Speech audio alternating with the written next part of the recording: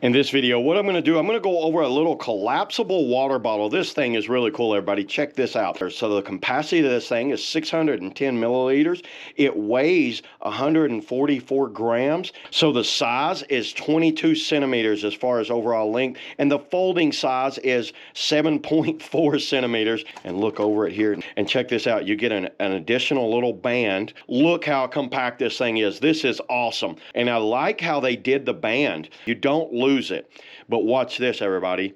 Okay, take the lid off, see? So the lid comes off. Is that not awesome? Look at the size of this thing. That's really cool. And I like the lid is an internal fit. So you ever have like some of the things where you try to drink and the threads are in your lips there? They actually thought this out and they put the threads on the inside instead of the outside. You can see it is airtight there. And then open it up. You're going to open it up, fill it like that. Check out how fast you can do this.